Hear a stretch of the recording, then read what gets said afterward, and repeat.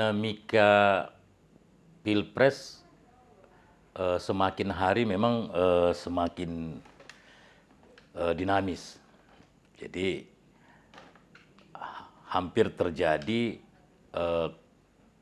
kocok ulang, bukan hanya di tingkat koalisinya, tetapi di tingkat komposisi capresnya. Di semua koalisi, bukan hanya koalisi Indonesia Raya atau koalisi Kebangkitan Indonesia Raya, maupun koalisi Indonesia Bersatu, atau koalisi perubahan. Dan ini perubahan atau komposisi ulang koalisi ini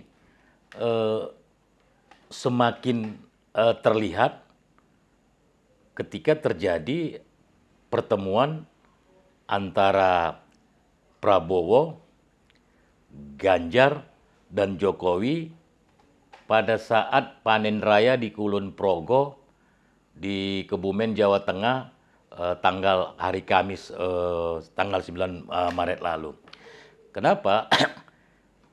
Walaupun Presiden Jokowi mengatakan bahwasanya pertemuan ini kebetulan atau tidak sengaja, tetapi dalam tradisi Jawa ketika ada pertemuan yang terjadi antara presiden yang berkuasa dengan calon presiden, itu menggambarkan ada restu Jokowi dengan dua pasangan ini, yaitu Ganjar dan Prabowo. Dampaknya pertemuan ini akan membuat perubahan-perubahan di dalam koalisi dan juga perubahan-perubahan di dalam komposisi calon presiden dan wakil presiden. Dampak di koalisi Kebangkitan Indonesia Raya, maka akan terlihat PKB merasa bahwasanya komitmen Prabowo dan Gerindra untuk mengusung paket Prabowo dan Caimin ini tidak lagi bisa dipertahankan. Artinya peluang koalisi Kebangkitan Indonesia Raya antara Gerindra dan PKB itu akan pecah, itu besar, sangat besar kemungkinan. Apalagi kemudian respon dari Hasim melihat koalisi Kebangkitan Indonesia Raya, Hasim Adikusumo atau adiknya Prabowo mengatakan bahwasanya Caimin juga tidak terlalu ngotot untuk menjadi cawapres. Padahal Caimin ini diusung menjadi cawapres itu hasil muktamar dan juga hasil istimewa ulama. Artinya ada desakan dari elit atau ulama dan juga akar rumput untuk Caimin berpasangan dengan Prabowo. Ketika aspirasi ini kemudian tidak terjadi, maka peluang koalisi ini bubar itu sangat besar sekali. Kemudian koalisi ini juga akan berdampak, pertemuan ini akan juga berdampak pada koalisi Indonesia Bersatu yang digagas oleh Golkar, PAN, dan P3. Di awal koalisi ada komitmen untuk membangun program pemenangan capres di 2024 dan publik melihat bahwasanya KIB ini dibentuk dan diendorse oleh Jokowi untuk menduetkan Ganjar dan Erick Thohir. Ketika pertemuan terjadi antara Prabowo dan Ganjar beserta Presiden Jokowi, maka Golkar dan juga P3 akan menarik diri dan peluang koalisi ini untuk mengusung Ganjar dan Erick di awal terbentuknya koalisi itu akan pudar. Dinamika ini juga akan terjadi di koalisi perubahan. Di koalisi perubahan sudah ada kesepakatan yang lebih maju sebenarnya, yaitu sepakat dengan calon presiden. Tapi ketika di tingkat komposisi calon wakil presiden terjadi tarik-menarik. Nasdem kepingin agar calon wakil presiden yang diusung oleh koalisi perubahan ini bukan AHY, dan itu beberapa elit Nasdem sudah komentar, mereka lebih tertarik dengan Kofifa. Sudah ada beberapa pertemuan antara Kofifa dengan elit Nasdem. Sementara di tingkat Demokrat mulai dari AHY, kemudian SBY, kemudian Ketua Bapilu Andi Arief dan beberapa elit partai sudah mengatakan kepada koalisi bahwasanya AHY harga mati, walaupun di cover dalam bentuk tingkat elektabilitas AHY dibanding dengan calon wakil presiden yang diusung oleh Nasdem atau yang ditawarkan Nasdem, apakah dia Kofifa, Mahfud MD, dan juga yang ditawarkan oleh PKS itu lebih rendah. Dan tarik-menarik ini atau koalisi ini juga bukan semata-mata dibuar atau hancur karena pertemuan ketiga tokoh yang sedang mimpin saat ini. Ada Prabowo, ada Jokowi, dan juga ada Ganjar. Tetapi saya melihat justru Jokowi ada beberapa variabel-variabel yang dilihat oleh Jokowi untuk mengusung atau mengendorse calon presiden untuk melanjutkan program-program beliau, program IKN dan program-program besar yang lainnya. Yang pertama ini potensi kemenangan. Potensi kemenangan itu ketika Ganjar Erik yang ditawarkan, terjadi hampir 3 bulan terakhir popularitas Anies itu melambung.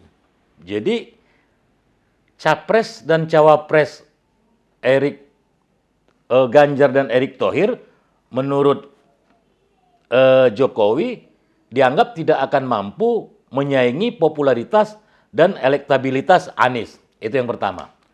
Kemudian yang kedua, dari sisi komposisi partai di KIB. Artinya partai-partai yang tergabung di dalam KIB bergening politik terlalu tinggi.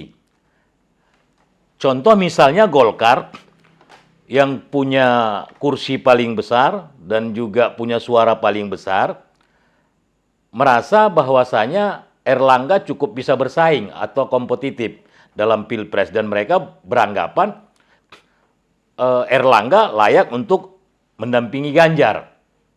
Dan Golkar dianggap kuat di daerah Sumatera, Sulawesi Selatan itu basis Golkar, kemudian juga Sumatera Utara. Jadi Golkar berharap komposisi capres dan cawapres itu kalau bisa dikocok ulang, walaupun mereka sepakat terhadap Ganjar. Di sisi lain, PAN sepakat dengan atau mengusung Erick Thohir. Beberapa kegiatan-kegiatan PAN seperti kita ketahui itu dihadiri dan di backup sama Erick Thohir. Jadi, dan PAN sudah mendeklarasikan bahwasanya untuk cawapres mereka merekomendasikan Erick Thohir. Di sisi lain, hari ini P3 juga mengusung Sandiaga Uno. Dalam berita di media kita ada ungkapan atau statement dari Ketua P3 Mardiono, kalau seandainya Sandiaga Uno bisa keluar dari Gerindra, maka P3 akan mengusung Sandiaga Uno sebagai capres atau calon wakil presiden. Bergening dan kompromi yang semakin sulit di KIB membuat Jokowi kemudian melakukan kocok ulang terhadap komposisi maupun komposisi capres maupun komposisi koalisi. Di sisi lain, sudah mulai ada sinyal dari PDIP ketika Hasim dan elit Gerindra mengatakan bahwasanya kalau terjadi pun paket capres antara Prabowo dan Ganjar, Gerindra berharap yang menjadi calon presiden itu adalah Prabowo. Karena dilihat dari aspek senioritas, dari aspek umur, dan juga dari finansial, logistik, dan lainnya. Tetapi Hasto memberikan tanggapan terhadap Hasim, adiknya Prabowo yang juga wakil ketua Dewan Pembina Gerindra yang posisinya sangat strategis, legitimate, dan segala statementnya itu memang betul-betul punya pengaruh di Gerindra. Begitu juga dengan Hasto, seperti kita ketahui Hasto ini adalah sekjen yang segala ungkapannya, tingkah lakunya itu tidak akan mungkin dia melakukan tanggapan komentar politik kalau tidak ada restu dari Mega. Hasto pada saat itu mengatakan atau menanggapi pertemuan tersebut atau ucapan dari Hasim, oke, kami mau koalisi atau paket ini terjadi, tetapi capresnya harus dari PDIP. Capres dari PDIP itu siapa? Ya Ganjar. Orang kemarin berpikiran ini adalah Puan, tetapi dilihat dari konteksnya, konteks tanggapan Hasto itu adalah menanggapi ucapan Hasim terhadap pertemuan antara Prabowo, Jokowi, dan Ganjar di Pematang Sawah. Konteksnya itu artinya mulai mengkerucut PDIP itu oke sepakat koalisi Gerindra dan PDIP, tetapi dengan catatan presidennya adalah Ganjar dan wakil presidennya adalah Prabowo. Kemudian catatan lain adalah koalisi capres dan komposisi capres ini akan semakin rumit untuk terbentuk, terkonsolidasi. Ada faktor ekor jas. Contoh di koalisi perubahan. Kenapa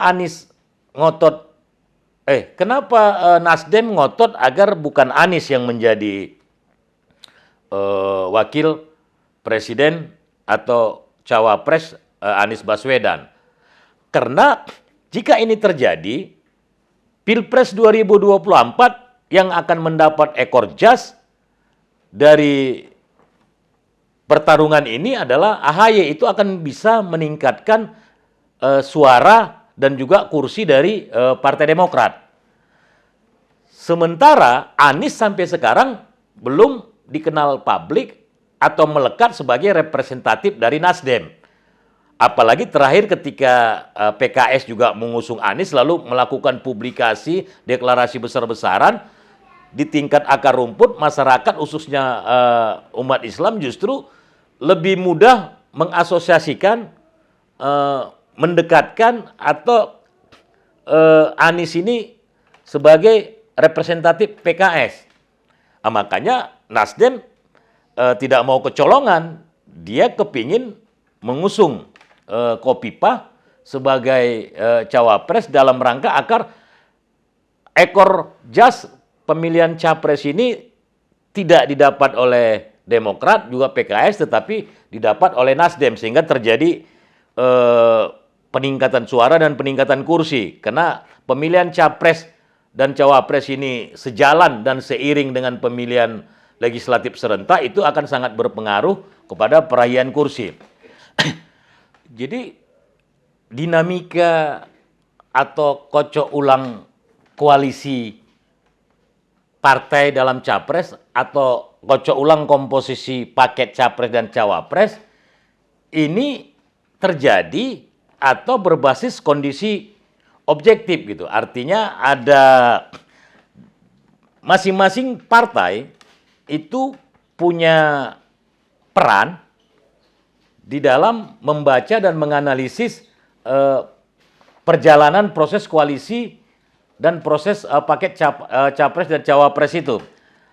Yang pertama berdasarkan potensi kemenangan, yang kedua berdasarkan potensi logistik, yang ketiga berbasiskan kompromi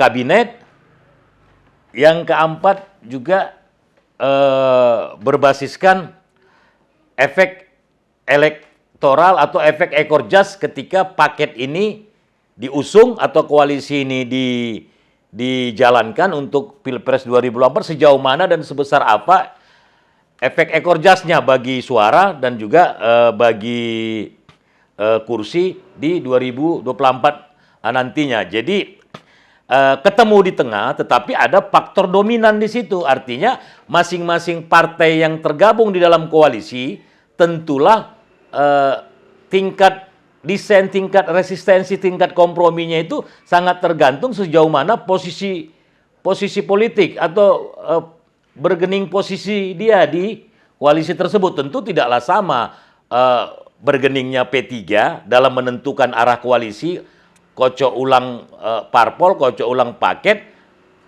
dia yang jumlah kursinya hanya sekitar 19 atau sekitar 6%, berbeda dengan misalnya Golkar yang peringkat ketiga, dan juga faktor dukungan Jokowi, karena Jokowi real sekarang ini sedang berkuasa. Kekuatan politik yang dimiliki oleh Jokowi, baik itu dalam konteks logistik, administrasi, infrastruktur negara, kemudian juga bergening di kabinet, itu juga sangat menentukan terjadi perubahan-perubahan, dan posisi tawar Presiden Jokowi ini cukup besar dan diperhitungkan. Kalau melihat dinamika dan kimiawi politik yang terjadi saat ini, saya bisa pastikan yang pertama itu koalisi antara Gerindra dan PKB ini bisa dikatakan akan pisah. Kenapa? Karena ternyata Gerindra itu hanya mau PKB tapi tidak mau Caimin. Sementara dalam posisi politik sekarang ini, keterlibatan Caimin sebagai capres sangat menentukan posisi PKB dalam Pilpres 2024. Dan itu saya melihatnya ke arah sana, apalagi ditambah statement-statement dari elit politik yang memang ini representatif. Misalnya ada Hasim mengatakan seperti itu, kemudian juga ada Ketua Umum Jajul Pawait juga menyatakan kami Caimin ini adalah harga mati dan tidak bisa ditawar karena ini adalah produk Munas dan juga produk Istimewa Ulama. Itu satu. Kemudian Koalisi Indonesia Bersatu ini yang paling awal menggagas koalisi capres, kemudian dianggap dulu paling solid karena di belakangnya ada Presiden Jokowi. Justru yang paling rumit, yang paling dilematis posisi politiknya itu adalah KIB ini, dengan adanya pertemuan atau endorse dari Jokowi, atau ada arah Jokowi mulai memunculkan formulasi baru, komposisi koalisi dan komposisi capres-cawapres. Bisa dipastikan Golkar akan menarik diri dari koalisi. Kemudian PAN juga akan berpikir ulang, karena mereka sudah ada kedekatan dan sudah ada program-program yang berjalan dengan Erick Thohir. Untuk P3, ya karena posisi atau bergening politiknya cukup rendah, dia akan mengikut kemana arah Jokowi. Karena kalau berpisah dengan Jokowi dengan jumlah suara yang kecil, kemudian apalagi dari tingkat survei dikhawatirkan ini juga akan tidak memenuhi parlemen threshold, maka bantuan dari Presiden Jokowi, bantuan dari negara terhadap keberadaan partai P3 itu cukup signifikan. Jadi mereka tidak akan berani berhadap-hadapan atau katakanlah P3 akan loyal dalam rangka menyelamatkan partai untuk bisa tetap ada di parlemen. Dan arah koalisinya atau komposisi perubahannya itu akan terjadi nanti Gerindra dan PDIP akan menyatu. Prabowo dan juga Ganjar. Dan inilah yang sebenarnya menurut Jokowi ini adalah komposisi yang ideal. Terlepas apakah Prabowo jadi calon wakil presiden atau Ganjar jadi presiden, maka peran Jokowi nanti akan menjadi penengah bagaimana memfasilitasi kompromi politik antara PDIP dan Prabowo. Dan peluang ini menjadi koalisi baru dan komposisi capres-cawapres baru itu mendekati 95% kalau tidak ada tsunami politik ya. Dan untuk koalisi perubahan ini justru menjadi celah bagi PKB sebenarnya. Ketika Nasdem tetap ngotot untuk mencalonkan di luar dari AHY, maka PKB bisa masuk mengisi kekosongan dengan keluarnya Nasdem ini. Jadi komposisi barunya bisa jadi PKS, kemudian PKB, dan juga AHY. Tetapi apakah presidennya atau calon wakil presidennya Caimin, maka bisa jadi Caimin akan mengalah. Tetapi tetap dalam komposisi capres dan cawapres itu adalah ada representatif PKB. Bisa aja mengusung Said Agil Siraj, seorang ketua umum PBNU mantan yang punya masyarakat representatif ulama, lalu paket dengan AHY. Maka PKB Said Agil Siraj ini seluruh warga NU, seluruh masyarakat Muslim tahu ini representatif dari PKB, dan antara Caimin dan juga Said Agil Siraj atau Said Agil Siraj dan PKB ini adalah dua mata sisi uang. Dia dewan pendiri PKB dan dia juga backup PKB, dan dia selama ini mengkampanyekan dan ikut mengkanter bahwasanya ada pemisahan antara NU dan PKB. Justru ini yang menarik nanti, dan kalau ini terjadi, saya rasa PKS akan legowo.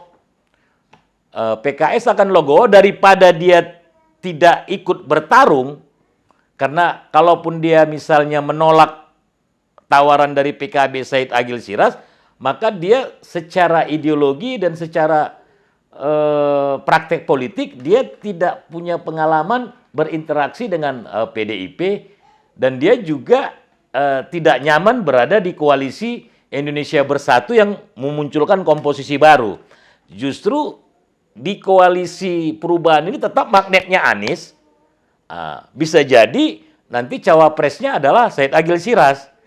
Itu yang menurut saya justru peluang itu sangat besar. Jadi tetap dia ada 3 paket calon presiden dan wakil presiden, ada Anies dan PKB, ya, bisa jadi Anies representatif dari, kalau misalnya Nasdem keluar, maka Anies ini jadi representatifnya PKS.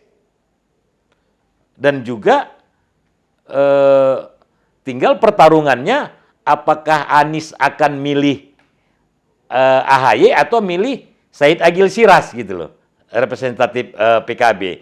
Dan ini justru tidak terlalu perlawanannya tidak, artinya peluang kompromi di PKB dan di Demokrat itu cukup besar. Kalau misalnya Said Agil Siraj yang menjadi paket cawapres Anies Baswedan. Ini representatif Islam modernis dan Islam tradisional atau NU gitu.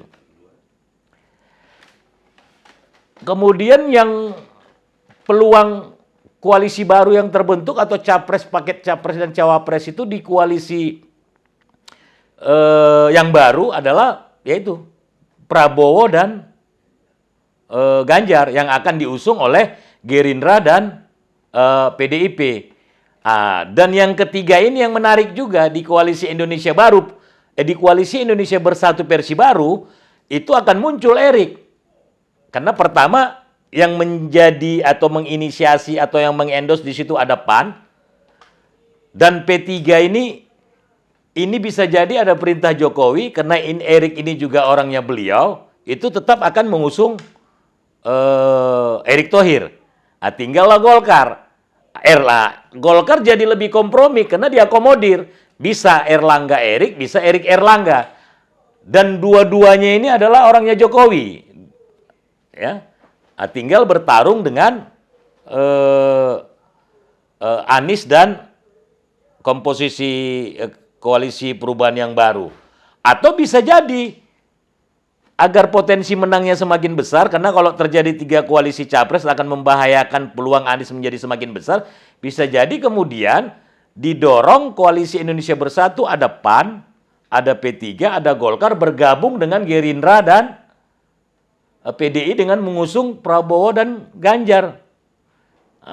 Kesimpulannya dinamika politik koalisi, capres dan komposisi capres dan wakil presiden di Indonesia ini sangat pragmatis dan transaksional.